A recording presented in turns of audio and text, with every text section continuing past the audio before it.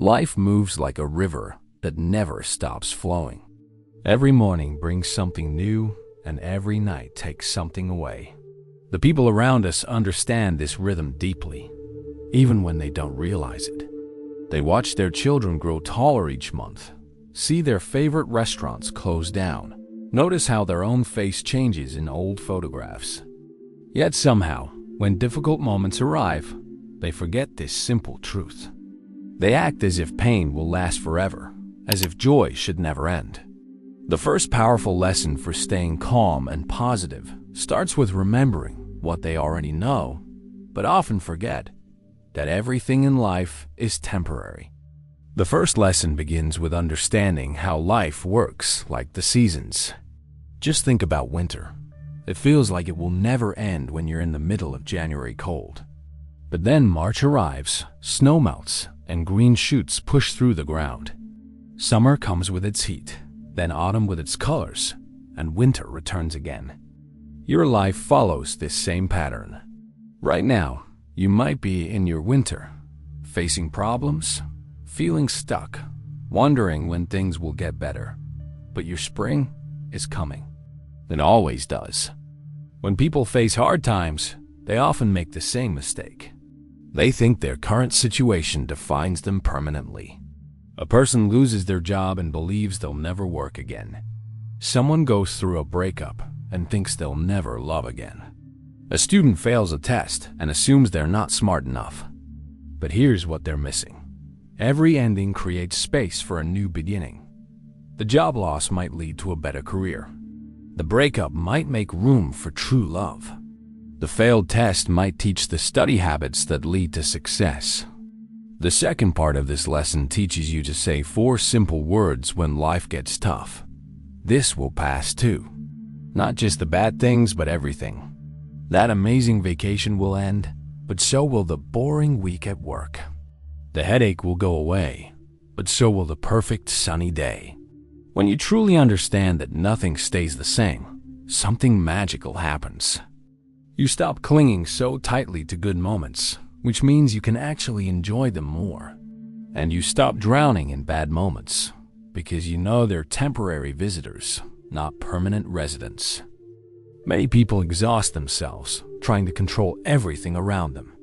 They want their relationships to stay exactly the same, their jobs to remain secure forever, their health to never change. But fighting against change is like trying to stop the ocean waves with your bare hands. The waves will keep coming, and you'll just get tired.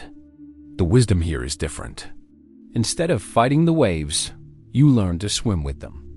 You focus your energy only on what you can actually influence: how you respond, what you choose to do next, the attitude you bring to each situation. The final part of this first lesson might surprise you. Instead of seeing life's constant changes as a problem, you can find beauty in them. Think about why people love flowers so much. It's not just because they're pretty. It's because they don't last long. Their brief existence makes them precious. The same is true for every moment in your life. The laugh you share with a friend is special because it happens once and then becomes a memory. The sunset you watch is beautiful because tomorrow's will be different.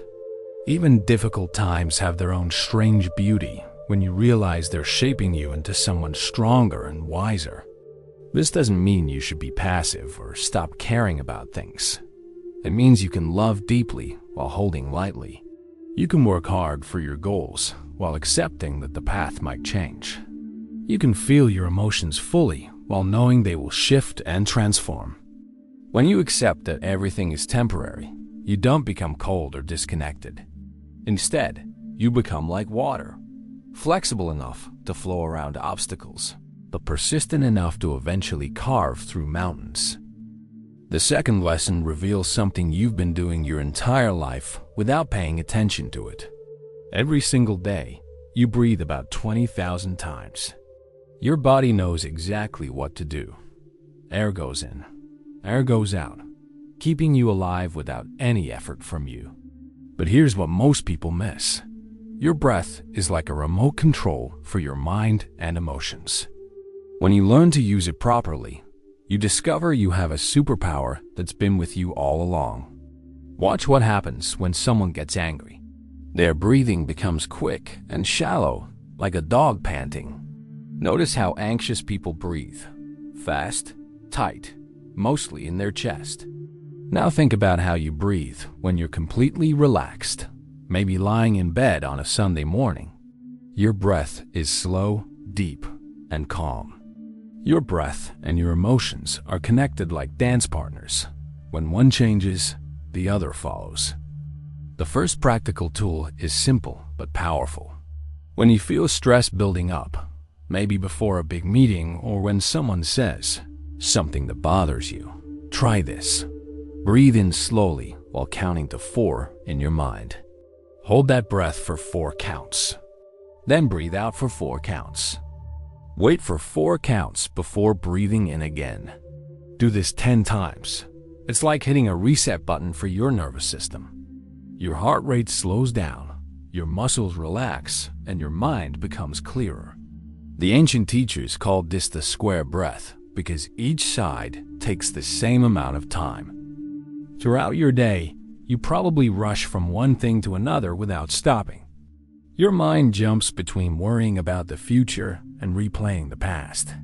But 3 times each day, you can use your breath to come back to right now. Set reminders on your phone if you need to. When the reminder goes off, stop whatever you're doing and breathe consciously for just 1 minute. Focus only on the air coming in and going out. This breaks the cycle of stress and brings you back to the present moment where life actually happens. The most beautiful part of conscious breathing is how you can turn it into a gift for the world. Every time you breathe in, imagine you're receiving peace and calm. Every time you breathe out, imagine you're sending kindness and good wishes to everyone around you. Your in-breath fills you with what you need. Your out-breath gives the world what it needs. This transforms breathing from something automatic into something meaningful. You become like a lighthouse, taking in light and sending it back out to help others find their way. Think about how you talk to someone you care about when they make a mistake. If your friend spills coffee on their shirt before an important meeting, you don't say, "You're so clumsy. You always mess things up." Instead, you probably say something like, "Don't worry about it. These things happen to everyone." You offer comfort, understanding, and maybe even help them find a solution. Yet, when you make the same mistake, your inner voice becomes cruel and unforgiving. The third lesson teaches you to extend the same kindness to yourself that you naturally give to others. When you mess up, and you will, because that's part of being human, try this approach. First, acknowledge what happened without making it bigger than it is. Instead of saying, "I'm such an idiot," try, "I made a mistake." Then, ask yourself what you would tell a good friend in the same situation. Usually, you'd remind them that everyone makes mistakes, that one error doesn't define them, and that they can learn from this experience. Give yourself the same gentle guidance you would offer someone you love. The next part involves understanding that struggling and failing is part of the human experience, not a personal flaw. Right now, millions of people around the world are dealing with similar challenges to yours. Someone else is also worried about money, struggling with relationships, or feeling uncertain about their future. You're not broken or uniquely flawed, you're simply human. This realization connects you to everyone else instead of isolating you and your problems. Learning to be patient with your own growth becomes essential. You wouldn't expect the seed to become a tree overnight, yet you often expect instant changes from yourself. Personal growth takes time, just like everything else in nature. Some days you'll feel like you're making progress, other days you'll feel stuck. Both are normal parts of the journey. Instead of rushing yourself or getting frustrated with your pace, honor the time it takes to develop new habits and ways of thinking. Treat yourself like a garden that needs consistent care and patience to flourish. The fourth lesson explores the busy highway of thoughts that runs through your mind all day long. Thousands of thoughts pass through your head daily, some helpful, some harmful, most completely random. The problem isn't that negative thoughts appear. The problem is when you grab onto them and make them your reality. You become like someone standing on a busy street, chasing after every car that passes by. But what if you could simply watch the traffic without running into the road? Your mind works like the sky, and thoughts are like clouds. Some clouds are dark and stormy, others are light and pleasant. But here's the key insight. You are not the clouds. You are the sky itself, vast, unchanging, and unaffected by whatever passes through. When a worrying thought enters your mind, you don't have to become the worry. When an angry thought appears, you don't have to become the anger. You can simply notice these mental visitors without inviting them to stay for dinner. The next technique involves naming what you observe in your mental landscape. When you catch yourself spiraling into negative thinking, pause and label what's happening. Say to yourself, I'm having a worry thought, or I'm having an angry thought. This simple act of naming creates distance between you and the thought. It's like pointing at a cloud and saying, there's a storm cloud, instead of saying, I am the storm. The thought loses its power to control your emotions when you see it as just another mental event rather than absolute truth. Most people try to push negative thoughts away or fight them directly. But this approach usually backfires because resistance creates persistence. If I tell you right now not to think about a pink elephant, what immediately pops into your mind? Fighting thoughts is like trying to hold a beach ball underwater. It requires constant effort, and eventually the ball will pop back up with even more force. Instead of fighting, you learn to acknowledge difficult thoughts without feeding them your attention. You see them, you name them, and then you gently redirect your focus to something more useful. This isn't about pretending negative thoughts don't exist. It's about choosing which thoughts deserve your energy and which ones you can simply let pass by like cars on a distant highway. The fifth lesson reveals one of life's most practical secrets: the power of balance. Most people live their lives swinging like a pendulum between extremes. They work too hard, then crash completely. They eat nothing, then eat everything. They're either completely social or totally isolated. But there's a sweet spot between these extremes where life becomes much easier and more enjoyable. Finding this middle ground isn't about being boring or playing it safe. It's about discovering the most effective way to live. Think about learning to ride a bicycle. If you lean too far to the right, you fall over. Lean too far to the left, and down you go again. But somewhere in the middle, you find your balance, and suddenly you're gliding forward smoothly. Life works the same way. When you push yourself too hard at work, you burn out and become less productive. When you don't push yourself at all, nothing gets accomplished. The middle path finds the effort level that you can sustain over time while still making progress. Your emotions also benefit from this balanced approach. Some people try to be positive all the time, forcing smiles even when they feel terrible inside. Others let themselves sink into every negative feeling that comes along. Neither extreme serves you well. The middle way allows you to feel your emotions honestly, without drowning in them or pretending they don't exist. You can be sad without becoming depression itself. You can be angry without letting rage control your actions. You can be happy without feeling guilty when the happiness fades. This balance extends into every area of your daily life. With food, you eat when you're hungry and stop when you're satisfied, without strict rules or complete chaos. With exercise, you move your body regularly without becoming obsessed or completely sedentary. With relationships, you give your time and energy generously while still maintaining your own boundaries and needs. With entertainment, you enjoy relaxation without escaping from all responsibility. The middle path isn't about finding perfect balance every single day. It's about noticing when you've swung too far in one direction and gently adjusting back toward the center. You become like a skilled sailor who reads the wind and adjusts the sails accordingly, staying on course without fighting against the natural forces around you. The sixth lesson tackles something everyone faces, but few people understand how to handle properly: difficult times. Pain and problems aren't punishments or signs that something's wrong with your life. They're actually some of your most valuable teachers, though they disguise themselves as enemies. Every person who has ever lived has faced challenges, and those who learn to see difficulties as opportunities became the wisest and strongest among us. When something painful happens to you, your first instinct is usually to ask, "Why me?" or "This isn't fair." But there's a different question that changes everything. What is this situation trying to teach me? This simple shift turns you from a victim into a student. Maybe losing your job teaches you about your real priorities. Maybe a health scare shows you how precious your body is. Maybe a relationship ending reveals patterns you need to change.